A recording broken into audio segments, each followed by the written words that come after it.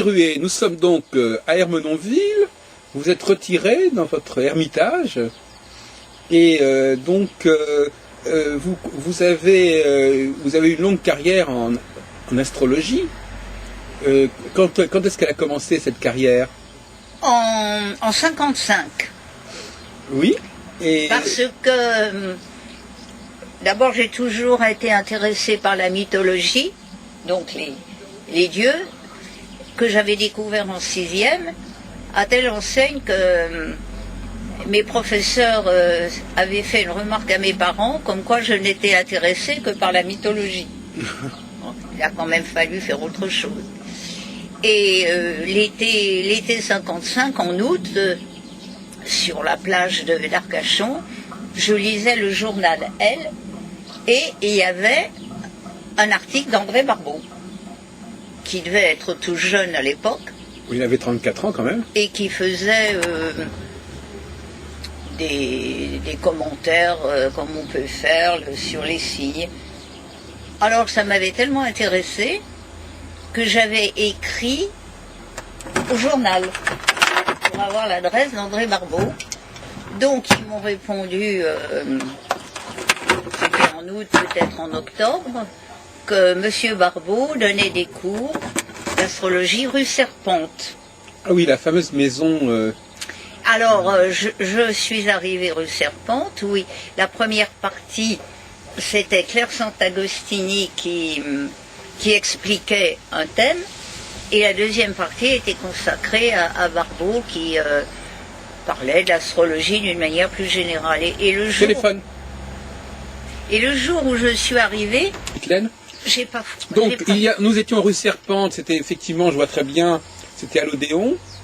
Il y avait donc aussi Jacqueline Aimé et Joël de Graven qui se sont présentés le même jour pour apprendre l'astrologie. Ah, elles étaient élèves. Oui.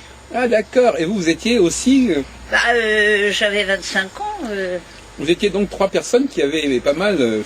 Donc j'ai suivi les cours pendant une bonne année. Hein. Et puis après, le tandem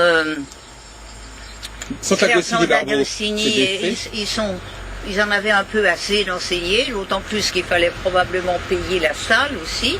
Il y avait beaucoup de monde. Donc je me suis bien liée d'amitié avec André, qui m'a dédicacé beaucoup de ses livres, à la Vénus sur Annie. Je peux vous montrer.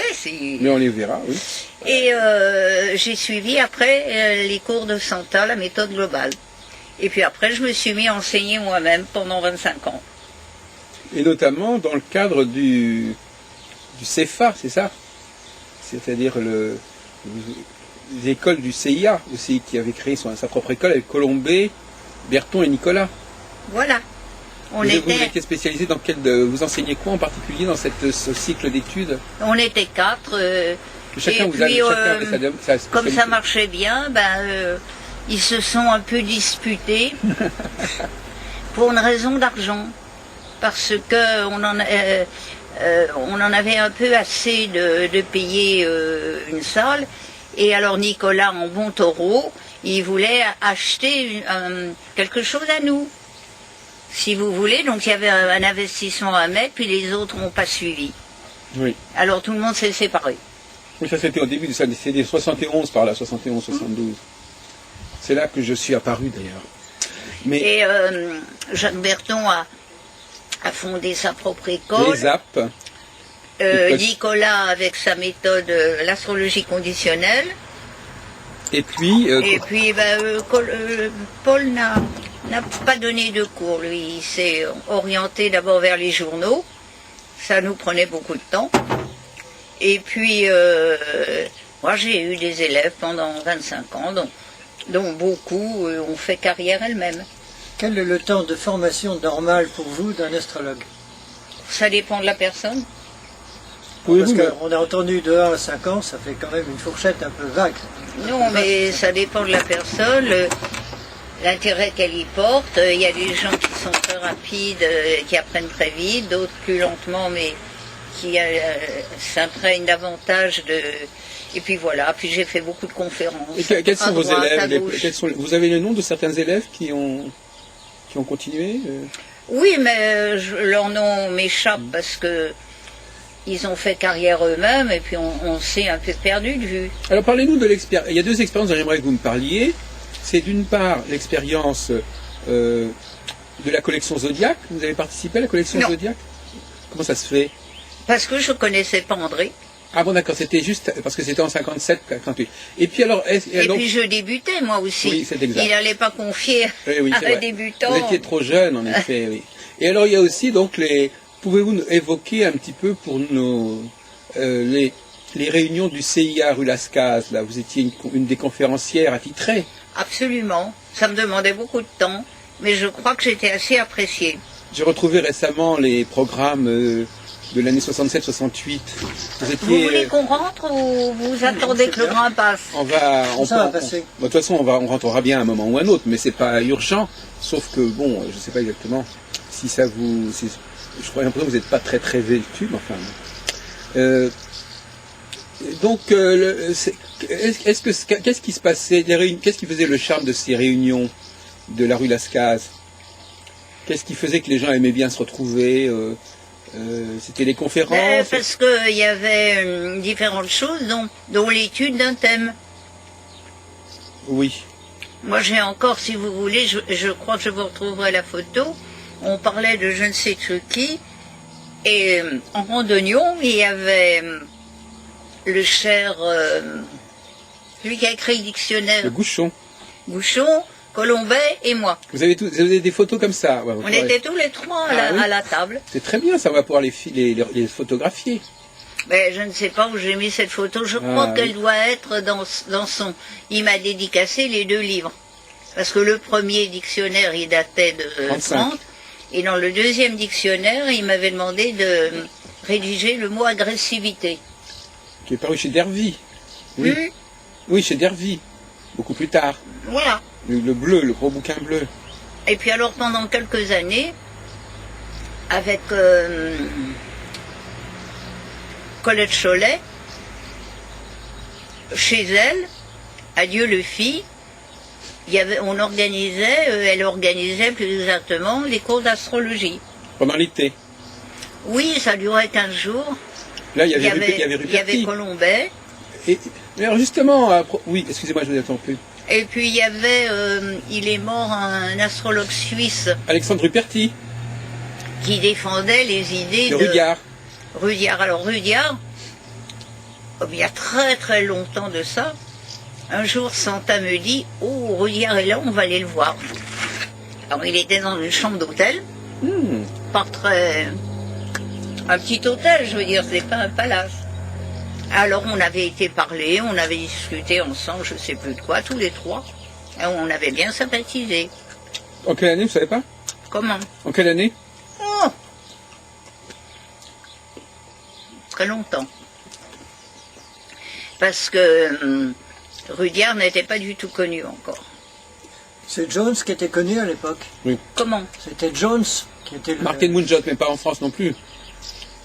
C'est lui qui a fait les premiers degrés. Oui, peut-être. Et je vous parle de ça il y a très très très longtemps. Ce sont les meilleurs, hein, ceux de Jones. Ils sont spirituels. L'autre c'est plus philosophique. Alors je vais vous poser une question un peu bizarre, Régine. Comment? Je vais vous poser une question un peu bizarre. Comment? Je vais vous poser une question un peu bizarre. Allez-y. Est-ce que vous vous souvenez de mon apparition au CIA?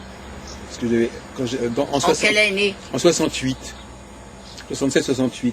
Est-ce que vous vous souvenez des premières fois où où vous avez entendu parler de moi, vous m'avez vu dans ces réunions Bah oui, mais je ne sais pas ce que vous y avez dit. Non, mais d'accord, c'était il y a quand même 40 ans. Donc ce serait intéressant de savoir... je me souviens aussi qu'à la fin du CIA, on a vu arriver Elisabeth Tessier. Oui. Qui s'appelle pas Tessier d'ailleurs. Oui. Mais vous-même... Et elle a été descendue. J'ouvre une parenthèse, elle a été descendue en flèche par le monde pour avoir écrit. Elle tient la rubrique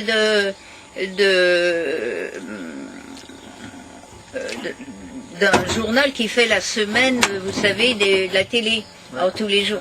Alors elle a une rubrique, elle a une pleine page, et alors elle avait consacré quelques lignes, enfin il y en avait 15, à celui qui s'occupe du football, comment est-ce qu'il s'appelle? Qui s'occupe en quoi? En tant que quoi? En tant que footballeur? Non, c'est lui qui dirige, il est maintenant ministre des Sports. À la porte? Parce qu'il y a Platini? Non, c'était pas la porte. Ah, vous voulez dire C'en était un autre. Guy Dru? Hein? Guy Dru? Non. Bambou? Ah non, un entraîneur. Ah oui, ben, il y a Domenech actuellement. Ça va être ça. Mais avant, il y avait, comment s'appelle-t-il, celui l'entraîneur de l'équipe qui a gagné le mondial. Non, je crois que c'est Domenech. Vous savez que l'équipe de France s'est fait battre à pas de couture. Oui, Et alors, les lignes qu'elle écrivait, c'était le jour de gloire de Domenech, l'équipe de France allait gagner, etc., etc. Non, mais comment? Eh ben, je vous assure que le monde, bonjour, hein, elle est descendue en flammes. Il y a combien de temps? Ben, il y a 15 jours. Ah bon? Ouais, Moi, je m'étais dit, mais enfin, elle débloque complètement. C'est pas nouveau. Alors justement, qu'est-ce que vous pensez de... Vous vous souvenez que dans les années 70, Régine, on attendait quand même des choses assez graves pour les années 80. On attendait... Oui. Et est-ce que... Bon, on ne peut pas dire que ce soit exactement produit avec la gravité qu'on imaginait. Il y avait l'arrivée du sida. Il y avait des conjonctions assez lourdes dont on pensait qu'elles pourraient correspondre à une nouvelle guerre mondiale. Et on a quand même été un peu échaudé à ce niveau-là. Il y avait, je ne sais plus qui a écrit 1984. C'est Orwell. À l'époque, ça avait fait grand bruit, vous l'avez lu? Non. Oui, c'est un grand roman de science-fiction avec l'histoire de Big Brother, vous savez. Oui, c'était assez extraordinaire. Mais... Et alors? Quel rapport avec les années 80, oui? Moi, je me rappelle de l'arrivée du sida, tout le monde s'excitait dessus. Et je leur avais dit que tout le monde s'excitait dessus, que ça allait se terminer, c'est quand Pluton est rentré dans le signe du Scorpion. Oui, bien sûr. Et que ça allait, enfin, on n'avait pas mesuré la gravité de la maladie. Et j'avais fait une petite intervention en disant qu'on ne trouverait un médicament capable de, pas de guérir le sida, mais un peu de conjurer, quand Pluton sortirait du Scorpion, ce qui faisait pratiquement 15 ans. Et tout le monde m'a ri au nez. Ah, je me souviens, j'étais assez vexée. Oui. Voilà. Et vous pensez que ça fait partie de vos succès prévisionnels? Oh, c'était pas un succès, vous savez, c'était une simple constatation logique. Il fallait un peu réfléchir. Quand on fait de l'astrologie, il faut parfois réfléchir. Et ne pas dire les choses n'importe comment. C'est là que la mythologie vous a rendu service. Je ne sais pas. Moi, je vais vous dire, j'ai toujours eu un grand intérêt pour un problème important qui n'a pas eu l'air d'intéresser mes collègues, malheureusement. Et j'avais fait, si vous vous en souvenez, Jacques, une conférence, je ne sais plus où, que j'avais appelée le choc de la naissance. Mmh. Et je persiste à dire que le thème de quelqu'un doit être, bien sûr, analysé en fonction de son thème, mais quand la personne naît, ça marque la phase terminale de l'accouchement de la mère. Ce qui permet de dire si l'accouchement s'est bien passé, mal passé, et si ça a eu des séquelles pour l'enfant. Ah oui, d'accord. Et plusieurs fois, ça m'a bien rendu service en consultation. Il y avait notamment, je me souviens, une jeune femme qui avait une haine de sa mère, mais elle avait une lune qui était perturbée dans tous les sens. J'ai pris son thème et je lui ai expliqué que quand sa mère l'avait mis au monde, c'était des conditions tragiques pour la mère. Elle avait d'ailleurs failli mourir, elle aussi. Sa mère était seule, abandonnée. Et ça m'a toujours bien passionnée. Et alors, j'avais pris 2 exemples qui m'avaient beaucoup intéressée, parce que je m'étais inspirée d'un livre d'un psychologue ou d'un psychiatre américain, qui parlait de la naissance des gens. Et c'était vraiment l'exacte réplique de ce que moi, je m'intéresse dans le thème de quelqu'un. Et j'avais choisi, pour illustrer ma conférence, deux thèmes. Alors, j'avais choisi le thème de Marcel Proust, qui, je ne sais pas si vous le savez, enfin c'est peut-être intéressant de le dire, quand Madame Proust attendait son bébé, c'était au moment de la guerre de 70-71. Eh oui. Et alors, d'abord le docteur Proust était il était dehors pour soutenir les gens et les autres, et elle était d'abord très inquiète pour la vie de son mari, et deuxièmement, il n'y avait rien à manger, donc elle souffrait de carence, elle ne pouvait pas manger, non pas parce qu'elle n'avait pas faim, mais parce qu'il n'y avait rien à manger, on mangeait des rats. Eh oui, pourquoi elle était à Paris? Hein? Elle était à Paris? Elle était ah oui, à c'était Paris. Épouvantable à Paris. Et puis, il y avait les bruits, les chocs, on tirait de tous les côtés. Enfin, ça a été tellement épouvantable que le docteur Proust l'a envoyé chez... c'était du côté des Proust. Chez le neveu ou oui, ça doit l'oncle. être dans l'Eure-et-Loir. Non, Henri Combray, qui habitait à l'époque dans les environs de Paris. Et ce garçon, vous voyez les Proust quand même des gens très honorables et bourgeois, menait une vie de patachon et dans cet appartement, il recevait sans arrêt des demoiselles de petites vertus, etc. Et c'est là que Proust a vu le jour. Ah ben, en effet. Et dans le livre du docteur Romanoff, je crois, il disait que justement, quand la mère attendait un enfant et qu'elle était privée de nourriture, l'enfant ne mangerait pas. Et les bruits que la mère avait entendus, c'est le docteur qui parle, faisaient que l'enfant ne pouvait plus supporter aucun bruit. Et c'est bien le cas de Proust qui vivait absolument cloîtré. Donc, alors quand vous prenez le thème de Proust, vous trouvez exactement les explications. Donc c'est important de voir le deuxième thème que j'avais choisi, qui était très différent, c'était le thème de Rodolphe, le fils de Sissi. Ah oui. Et alors là, il disait aussi, il parlait, c'est moi qui avais pris l'exemple, mais il disait que quand un accouchement, vous savez, ça s'est très mal passé, la naissance de Rodolphe de Halsbourg. Sissi ça a duré 48 heures, enfin ça a été l'horreur. Et que l'enfant, quand il naîtrait, serait d'une impatience épouvantable, qui ne supporterait jamais rien, qu'il fallait que tout aille toujours très vite, très vite. Et c'était le cas du fils de Sissi. Donc moi j'en ai tiré beaucoup de réflexions sur le thème de mes consultants. Et quand j'ai fait cette conférence, j'étais un peu triste parce que ça n'avait intéressé personne. De prendre le thème de la personne au moment de la naissance qui représente la phase terminale de l'accouchement de la mère. Et savoir si ça s'est bien ou mal passé, et vous avez des répercussions dans la vie de l'enfant, le caractère, la destinée. C'est très intéressant et je m'en sers toujours. C'est-à-dire que le thème ne nous dit pas uniquement ce qu'est l'enfant, mais il nous parle de son environnement en fait. C'est-à-dire que la phase terminale de l'accouchement de la mère marque l'arrivée de l'enfant, peut-être dans des conditions dramatiques, et après qui sont oubliées, enfouies dans son inconscient.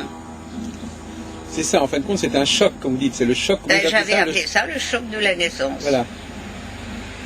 Et puis vous avez des thèmes très harmonieux, où tout se passe bien, la mère est entourée, il n'y a pas des conditions dramatiques, comme pour la jeune maman Proust, mais moi ce qui m'avait le plus enchanté, c'est que Proust, un homosexuel notoire, était né dans la...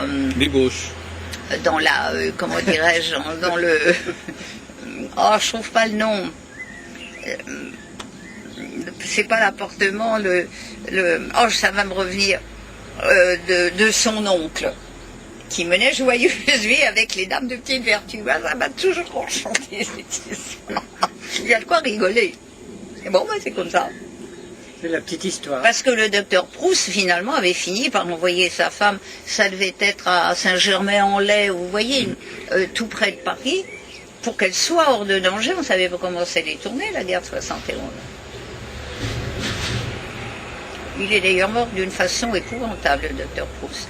Il était poisson et il s'était spécialisé dans la recherche des maladies bactériennes et autres, ce qui correspond tout à fait à un poisson. Il faisait autorité. Et il est mort d'une façon abominable. Il était aux toilettes, il a pris un malaise, il est tombé la tête dans la cuvette des WC, il est mort comme ça. C'était Hein? des toilettes à la turque. Bon, ça, je ne peux pas vous dire. Le livre ne donnait pas autant de détails. Alors donc, finalement, qu'est-ce que c'est que... Est-ce que l'image de l'astrologie a évolué entre le commencement, entre les années 50-60 et maintenant? Est-ce que ça s'est détérioré ou ça s'est amélioré? Ça, je pourrais pas vous dire parce que je ne suis plus en contact avec... Est-ce que vous avez l'impression qu'au cours de votre carrière astrologique, les choses se sont arrangées pour l'astrologie? Que elle a été mieux défendue? Par exemple, vous avez été impressionné par les travaux de Gauquelin, par les travaux de Nicolas? Beaucoup plus de gens s'intéressent à l'astrologie, mais sur un plan plutôt psychologique. Alors que le vrai rôle de l'astrologie, je suis désolé de le dire, c'est de prédire l'avenir. C'est bien de votre avis. Mais malheureusement, on voit surtout l'autre catégorie. Comment? On voit surtout le côté psychologique maintenant. Parce que c'est donné, ce qui est idiot, une bonne impression de l'astrologie. Par exemple, comment est-ce qu'elle s'appelle, la chanteuse qui était une égérie de Françoise Hardy, il ne faut surtout pas lui parler de prédire l'avenir. Même Santa, quand elle donnait des cours, quand on lui demandait quand même de nous expliquer un petit peu les choses, c'est très superficiel. Hein. Elle faisait feu des quatre fers. Hein. Ah. Vous savez, on a un destin et à mon avis, on ne peut pas aller au-delà. On ne peut pas niquer le destin. C'est impossible. Impossible. Alors, est-ce que vous avez mis au point une méthode pour bien assurer ces prévisions? Oh, vraiment, j'ai un thème. Je vois les mouvements de planètes, ce qui peut en sortir. Et malheureusement, il n'y a pas grand-chose à faire. Alors peut-être que, alors qu'est-ce qui se passe? Les gens, pourquoi les gens abandonnent la prévision? Parce qu'ils essayent. Jusqu'à quel degré de précision peut-on prévoir? Un vrai degré de précision. Au niveau des dates, au niveau de ce qui va se passer? Pour vous, moi, j'avais à peu près prévu la mort de mon mari, hein. Et je savais depuis un an que j'avais un thème abominable. Mais bon, il y a des choses qu'on ne peut pas éviter. Et puis dans ma famille, à part mon fils qui est un excellent astrologue, mais qui fait des recherches, mais il est professeur agrégé de droit. Bon, mais à force d'entendre sa mère pérorer à la maison, il a écouté, c'est un taureau sagittaire. Donc vous avez fait souche. Hein? Vous avez fait souche au niveau astrologique. Comment? Vous avez fait souche, c'est-à-dire que votre fils compte. Ah oui, mais il n'y a qu'avec lui que je veux parler d'astrologie, parce que ma mère avait monté mes filles contre moi, surtout ma fille aînée. Et un jour, elle m'a lancé, c'est pas la peine de t'avoir payé des études pour que tu fasses ça. Ah oui, d'accord. Alors ça m'a beaucoup freiné. J'ai jamais vraiment osé m'affirmer. Bon, enfin c'est comme ça. Mais je prends par exemple l'exemple de mon petit-fils, Thomas. Il y avait un thème magnifique, un Capricorne avec une conjonction Soleil-Jupiter au milieu du ciel, un ascendant Poisson. Et il avait, je ne peux plus vous dire, il avait l'ascendant Poisson. Est-ce qu'il avait Mars en Poisson ou est-ce que c'était encore en Verseau? Bref, comme ma fille ne s'intéressait pas à l'astrologie, moi j'ai pas regardé le thème de Thomas. Or, il y a 2 ans, Thomas avait promis à ses parents qu'il ne ferait pas du ski, du snowboard hors piste.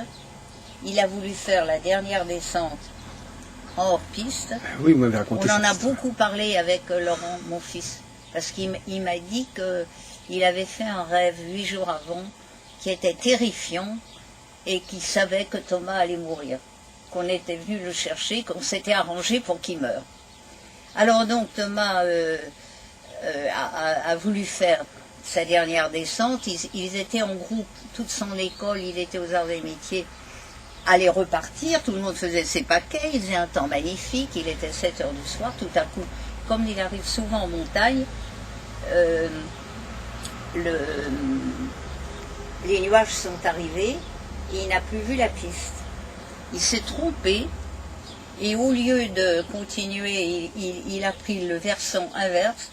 Ouais. Il est arrivé en haut d'une falaise comme ça, mais il a continué, il a dévissé plusieurs fois, il est arrivé en haut d'une falaise, il a jeté son snowboard en bas, et au lieu de faire ce que n'importe qui aurait fait, c'était de rebrousser chemin, il a entrepris de descendre, c'était une coulée de glace et de neige, il est tombé, il est mort.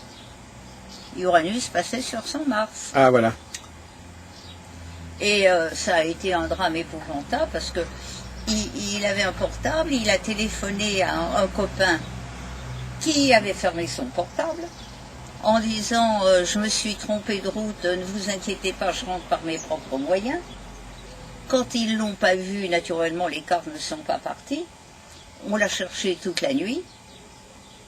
Le lendemain, les hélicoptères ont tournoyé, les enfants sont arrivés d'Ardard, de Saint-Nazaire, et ma fille qui montait, maman, maman, maman.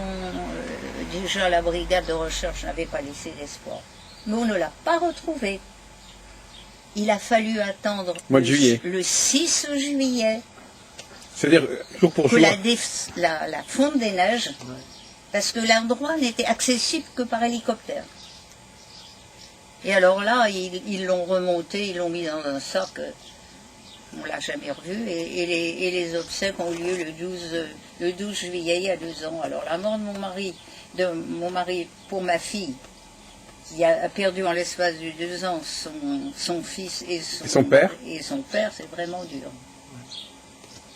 Mais bon, si j'avais regardé son thème, j'aurais vu ça et j'aurais chapitré, j'aurais dit, écoute Thomas, ne fais pas d'imprudence, au moins pour quelques mois, ne va pas de l'avant. Mais les jeunes, vous savez ce que c'est, ils croient qu'ils ont tout. Et il a dévissé, C'était le premier passage d'Uranus? Je crois, oui. Oui. Il y en a qui parlent maintenant que l'effet a lieu 1 degré avant. 1 degré avant? Certains le disent. Ah, je vais regarder. Je sais plus, j'ai pas bien regardé ce thème. Mais donc, pour vous dire, on peut quand même prévoir les événements. Souvent, toujours prendre une marge de sécurité. Hein. Une marge de sécurité, on n'est pas maître quand même du destin des gens. Mais enfin, il y a des zones... Comment vous conduisiez justement vos consultations? Je préparais le thème à l'avance. Parfois, je préparais devant la personne. Et puis, ça y est, je me lançais. Ça a toujours été... vous savez, j'avais un élève qui s'appelait Noël Bernard, qui est devenu François Villet. Oui, je connais bien, bien sûr, oui. Et il m'amenait ses thèmes à l'origine, vous interprétez, et il était assez éberlué. Moi, j'improvisais. J'avais le thème, et je rentrais dedans. Et dernièrement, il m'a écrit une lettre, parce que je suis restée 30 ans sans voir Noël, et puis les circonstances sont faites qu'à partir de janvier, on s'est davantage réécrit, et il nous avait invités, mon mari et moi, pour fêter l'anniversaire de mon mari, c'était le 12 avril. Et déjà, mon mari avait le bras droit qui se paralysait, et il a eu beaucoup de mal à couper sa viande, et il a dit qu'il n'avait plus faim, en fait, il n'avait pas de couper. Et Noël allait se faire opérer de la hanche. Et alors, il m'avait rappelé, je lui disais, ah, mon professeur, si, je lui ai dit, mais l'élève a dépassé son maître, c'est normal. Et alors, il me dit, mais j'ai la lettre, je peux vous la lire. Ah non, pas du tout, parce qu'un jour, je vous avais montré un thème d'un monsieur qui voulait contacter pour écrire ou faire je ne sais trop quoi. Et je lui aurais dit, mais votre bonhomme, il est foutu, il va mourir dans 2 mois. Il est mort dans 2 mois. Et alors Noël me dit, ah ben, il faut se lever de bonne heure pour arriver à... Ça m'avait bien amusé. Est-ce que vous avez connu Marie-Louise Herboulet? Pas personnellement, mais je l'ai écoutée. C'était très bien, cette dame était très bien. Parce qu'elle a fait son thème, mon thème, et son neveu a découvert que j'avais perdu mes parents de bonne heure. Donc vous voyez la lecture instantanée du neveu qui était derrière Madame Herboulet qui faisait le thème. Et qu'est-ce qui lui a expliqué ça? Ben, c'était son neveu qui était derrière, qui est arrivé pendant la visite, et qui a décelé que j'avais perdu mes parents de bonne heure. Oui, mais... Ce qui prouve bien que c'était prévisionnel. Mais je veux dire, quoi dans votre thème lui a permis de dire ça? C'était une agression du soleil, de la lune, de la maison 4 Je me souviens plus à l'époque de ce qu'il avait frappé. Mais vous étiez jeune? Oui. Très jeune? Oh, j'avais une vingtaine d'années. Ah oui, mais vous n'étiez pas enfant quand même. Ah non, non, non. non. Oui, alors... C'était mon premier contact avec l'astrologie professionnelle. Ben, c'était pas d'une gaieté folle. Bah, mais... C'est un constat, c'est tout. Vous étiez un peu la femme de... Vous étiez en fin de compte dans un milieu de très masculin aussi. Oui, oui. Vous étiez un peu la femme astrologue, entourée d'hommes. C'est pour ça qu'André avait écrit à la Vénus sur Anus. Alors il y a un beau dessin d'une Vénus comme ça. Voilà. Non, non, c'est vrai, maintenant je me souviens, vous étiez la présence féminine. Oui, mais il y en a eu beaucoup d'autres après. Qui sont arrivés. Mais enfin, vous étiez une pionnière dans voilà. En tant que... Il n'y en avait pas d'autres. Vous aviez ouvert la voie de faire écouter, que les femmes fassent écouter leur voix dans le milieu astrologique. C'est vrai qu'après, il y en a eu beaucoup d'autres. À un moment donné, on était même inondé de femmes, mais dans les années 60, c'était quand même l'exception. Et au niveau prévisionnel, surtout. Oui. Et vous n'avez jamais été... Les gens ont peur des prévisions, il faut y aller prudemment, bien sûr. Mais enfin... Alors... Le vrai rôle de l'astrologie, c'est de prédire l'avenir. C'est mon avis. Mais alors juste... qu'on intègre après un caractère, mais quand on dit qu'on peut modifier son destin, je me rappelle que Santa un jour nous a dit, vous savez, pour corriger un aspect, par exemple, je ne sais pas, une femme très volage, enfin dans le thème et qu'il est, il faut des années pour corriger la tendance, des années. Pour inverser la tendance, des années, pour que cette personne ne devienne plus volage. Il faut des années pour neutraliser l'aspect. Vous êtes longtemps occupé, si je me souviens bien, du courrier des lecteurs. C'était Paul qui tenait ça. Mais à un moment donné, c'est pas vous qui répondiez? Non, jamais. C'était quoi votre rubrique alors? Les dates de naissance. Et puis de temps en temps, l'étude d'un thème en quelques lignes. Ah d'accord. Donc, oui, je me suis trompé, effectivement. Et alors à l'époque, c'était toujours dans les années 60, je suis rentrée à Horoscope. Voilà, plutôt Horoscope. Avec Paul Colombet. Oui. Et d'ailleurs, il y avait à l'époque comment ça s'appelle, un rédacteur en chef qui ne faisait pas d'astrologie, mais qui était très bien. Monsieur Belair, peut-être? Non, c'était Gérard... Non, ça c'était le président. Ah d'accord. Ce monsieur s'appelait Gérard Billouin. Et c'est un bélier. Il était devenu un ami. D'ailleurs, il sympathisait beaucoup avec mon mari qui était bélier aussi. Et il est mort à 50 ans d'un cancer du poumon. Et c'est lui qui m'a appris à écrire un article. Et à recommencer. Si j'ai bien réussi à faire certaines études, c'est grâce à ce monsieur. Et après, il est parti, Nicolas l'a remplacé un moment. Et après, il y a eu je ne sais plus qui, donc ça ne plaisait plus à Colombet, Paul Colombet, qui a atterri à Astre. Et oui, vous avez... Et j'ai suivi, parce que Paul a été étiez un des transfuges ami d'horoscope. Oui, très très cher, un grand ami. Et il est mort d'une leucémie. Ah oui, en 79, je crois. Oui. Oui. Il est mort d'une leucémie. Il est encore venu à Dieu le fit faire 2 années encore de cours d'astrologie. Alors, on va apporter un peu la petite histoire de l'astrologie, du milieu astrologique. Donc, à la mort de Colombet, qu'est-ce qui s'est passé au CIA? C'est pas vous qui avez été pressenti, vous étiez vice-président? On m'a éjecté. Ah oui, d'accord. C'est, comment est-ce qu'elle s'appelle? Il y a eu Colette Chollet. Madame Chollet, Oui. qui... Il y avait Monsieur Courant à un moment donné aussi. Comment? Monsieur Robert Courant. Courant. Oui. Oui, elle l'avait téléguidée pour être présidente. Ah oui, c'est ça, voilà. Mais en réalité, c'était elle qui dirigeait. Ah oui, d'accord, mais à travers Monsieur Courant. Et alors, il y avait eu une grande réunion à la maison pour élire le président. Alors, Vous voulez dire Rue de Rivoli? Oui. Ah oui, d'accord. Et j'avais préparé quelques rafraîchissements. Et puis ça s'est très mal passé, parce qu'elle avait dû convoquer tous les gens pour m'éjecter, pour la présidence. Alors je les ai bien laissés passer, parler tous. Ils étaient assez nombreux, et M. Courant n'était pas là. Une fois qu'ils ont bien parlé, je leur ai dit, écoutez, vous avez usé votre salive pour rien, parce que moi je démissionne, je quitte le CIA, ça ne m'intéresse plus. Je ne fais plus partie du groupe. Alors la mère Chollet, elle avait ses éphémérides, elle s'est mise à regarder le bonjour, la bonne date pour faire une réunion. Alors je lui ai dit, je ne sais plus comment elle s'appelait, son prénom. Colette. Colette. Je lui ai dit, vous êtes chez quelqu'un qui n'appartient plus au groupe, vous n'avez rien à faire chez moi, je vous prie de lever la séance immédiatement. Et ils sont tous partis. Et bien, rafraîchissement, il est inutile de vous dire que je ne les ai pas offerts.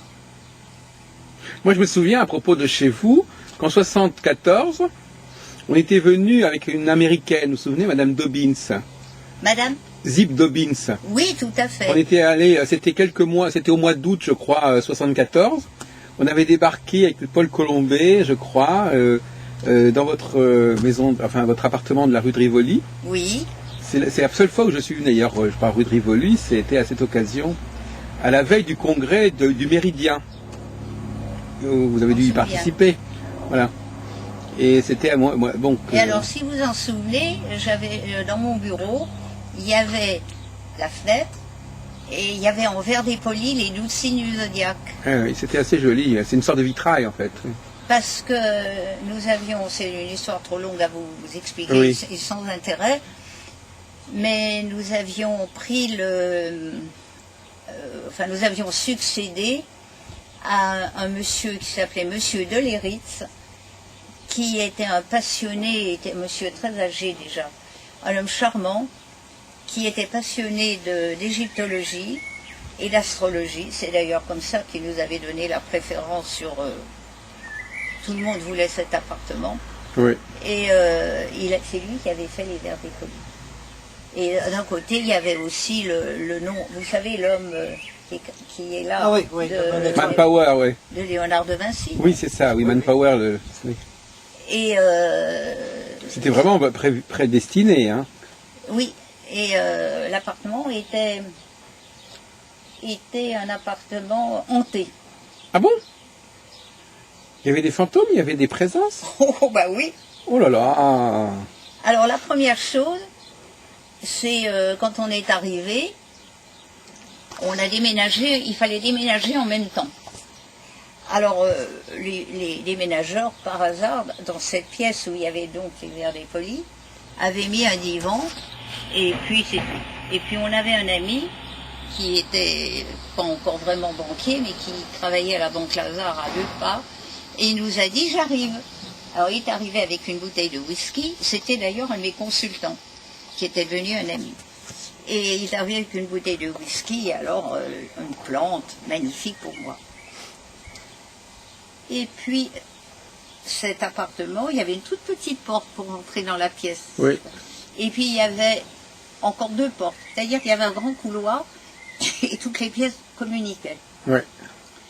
Et pendant qu'on était là, je leur montre la porte qui était en vis-à-vis, pas celle par laquelle vous êtes rentrés, et je leur ai dit, là, il y a un homme qui est mort.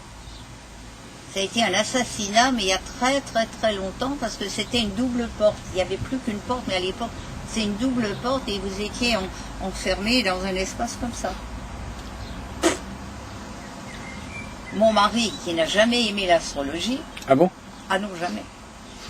Et donc cet ami, ils se sont regardés d'un air en disant la pauvre, le déménagement l'a fatiguée. Elle déménage du cerveau, c'est qu'à le dire. La voyance à cette époque, c'était pas tellement reconnu. Bah, attendez, on parle. À quelque temps de là, monsieur et madame de Léritz s'étaient quand même installés dans mon ancien appartement. Ils ne sont pas restés longtemps, ils ont mis quelqu'un d'autre à la place, ils sont partis dans le midi. Je leur fais une visite de courtoisie. Et monsieur de Léritz, qui était un ami de Maurice Ravel, c'est lui qui avait fait tous les décors des opéras de Ravel à l'opéra, dont on avait hérité rue de Rivoli, parce qu'ils n'avaient pas beaucoup d'argent. C'était incroyable. Et en leur parlant, je vois un petit tableau de la rue de Rivoli et je vois la porte. Je leur dis, il y a eu un assassinat ici. Ils me regardent et ils disent, comment vous savez? Je dis, je ne sais rien, je vous pose la question. Et effectivement, il y a eu c'est au temps de la Révolution. Ils le savaient, eux. Et eux, ils avaient fait tourner les tables et tout, et ils avaient vu que c'était un jeune homme qui était mort étouffé entre les deux portes, et ça remontait à la Révolution. Et on n'a eu que des ennuis dans cet appartement-là. Ah Et bon? encore, parce que j'étais astrologue, je devais être un peu protégée. Mon mari a été très malade, mes filles ont été très malades. Je me souviens comme soir. J'avais été voir Jeanne Berthaud. Mon mari était aux États-Unis à ce moment-là. Donc j'avais repris la voiture. Chez le Valois. Je vais donc chez Jacques Berton et j'avais laissé le téléphone à mes filles, qui étaient petites, elles avaient 10 ans, 12 ans. Le téléphone sonne, Jacques répond, c'est pour vous. Maman, maman, il y a des coups dans la porte, dans la porte d'entrée. Et quelque chose d'inimaginable. Alors, je sachant quoi faire, j'ai appelé un ami qui était comédien, je lui ai dit, Bernard, est-ce que tu peux arriver? Mes filles sont terrorisées, j'arrive. J'ai quitté Jacques précipitamment, j'ai repris la voiture. C'est comme si quelqu'un m'avait empêché de revenir chez moi. Je me suis retrouvée dans un terrain vague où il y avait des constructions tout près de chez Jacques. J'ai mis un temps pour revenir chez moi, à telle enseigne que mon ami, qui vit toujours, qui est un très bon comédien, mais de second rôle, il a maintenant 83 ans. Il m'a dit, mais dis donc, tu en as mis un temps pour revenir. Ben, je lui ai dit, je sais pas, je me suis perdue. Bon, il est parti, les enfants avaient été se coucher, mais ça recommençait. Hein. Et une fois, j'ai entendu les coups. Et alors, j'avais lu que dans un appartement où il y avait des jeunes filles nubiles, c'était là qu'il y avait des coups, des trucs, des machins. On entendait taper contre la porte, j'ouvrais, il n'y avait personne. Ah, c'était impressionnant, la rue de Rivoli. Et tout l'immeuble, hein. Probablement tout l'immeuble, parce que une parente de monsieur et madame de Léritz qui habitait tout à fait en haut, où nous avions lié connaissance, bon. Et puis on venait d'arriver, mon mari et moi. Puis un jour, je lui ai dit, il devait être 11 heures, je lui ai dit, tu entends, à l'étage au-dessus, il y a un enfant qui traîne une petite voiture. Je lui ai dit, on n'a pas idée de coucher un enfant si jeune à 11 heures minuit. Bon, on ne savait pas qui habitait au-dessus. Mais ça a duré des mois. On entendait un enfant qui courait, qui traînait une voiture. Or, c'était un vieux monsieur qui habitait au-dessus. Et pas un enfant. Un jour, que je connaissais mieux donc cette parente de Léritz, on avait sympathisé et tout, elle me dit, vous savez, Madame Ruel, je peux vous dire que j'étais assez suffoquée il y a quelque temps. J'ai dit, pourquoi? Eh bien, parce que, pourquoi est-ce que vous laissiez votre fils traîner une voiture à 11 heures du soir?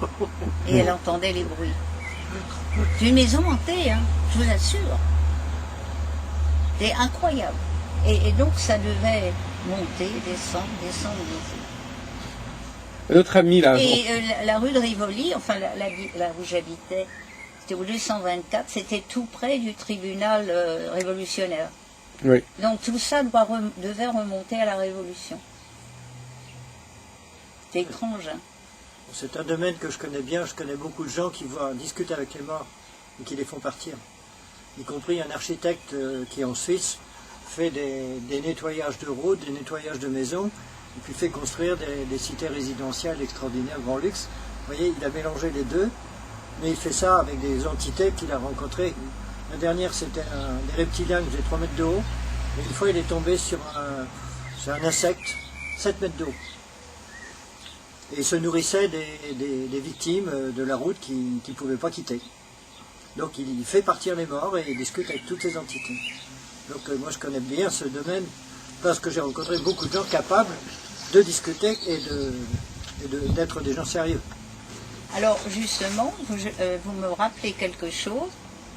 Devant toutes ces affaires qu'on avait dans cet appartement, ça a commencé dès qu'on est arrivé, ça a dû déranger les gens.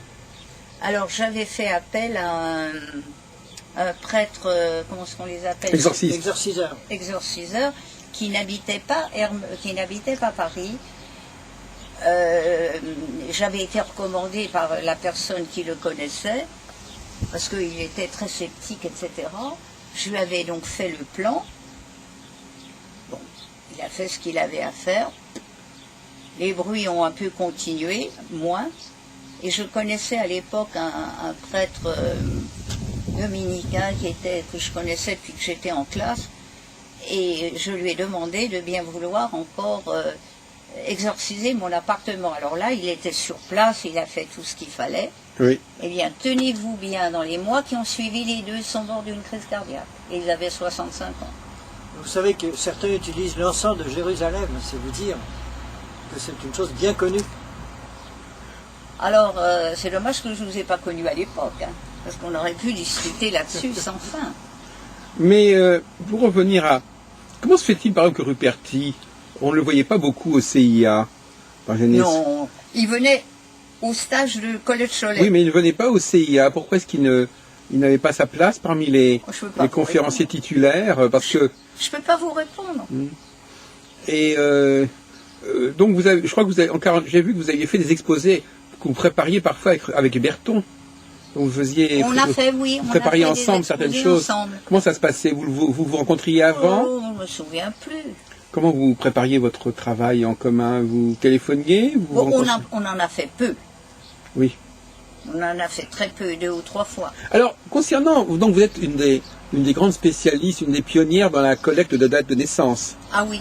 Vous avez, après vous, il y en a eu d'autres comme Didier Gesselin, comme... Bon. Alors, qu'est-ce que ça représentait pour vous, toute cette collecte de dates de naissance? C'était une volonté d'introduire un peu de rigueur? D'abord du fait que j'ai commencé à écrire pour les dates de naissance pour mon journal, pour Astre. Parce que je voulais faire un article avec une date de naissance irréprochable. Parce que à l'époque, il y avait beaucoup de laisser-aller. Hein. Voilà. Beaucoup de laisser-aller. Les gens, ils reprenaient une date de naissance qu'ils avaient piquée sur quelqu'un d'autre. Et moi, je voulais l'état civil. Oui. Donc, j'étais absolument inattaquable. Je vous donne un exemple très intéressant. D'accord. C'était il y a longtemps de ça. Une chanteuse, dont j'ai oublié le nom, était l'amie de Pierre Brasseur. Oui. Alors, elle est venue me voir en consultation. Moi, j'avais pris la date de naissance et l'heure que donnait Barbeau. C'était le matin. Oui. Alors ça allait bien parce qu'il était sagittaire avec... Elle me dit, mais pas du tout, madame, il n'est pas né le matin, il est né le soir.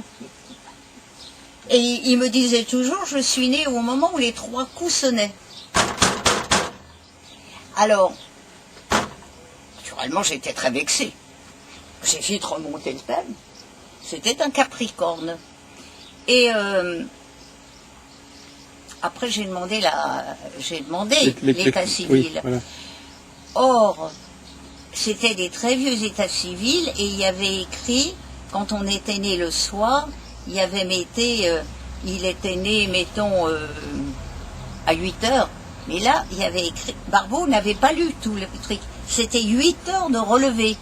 C'est-à-dire que les mairies fermaient à l'heure du déjeuner et elles rouvraient à 14 heures. Et à ce moment-là, c'était après le relevé. Et donc, il était bien Capricorne. Ça veut dire, excusez-moi, ça veut dire quoi de relever? Le relevé après la fermeture. Oui. On recommençait les dates de naissance. Il y avait écrit relevé. Donc il fallait faire un calcul pour comprendre. Ah, pas du tout. Mais il fallait lire le texte de l'état civil. Oui. 8 heures de relevé, ça voulait dire 20 heures. Ah oui, bien sûr.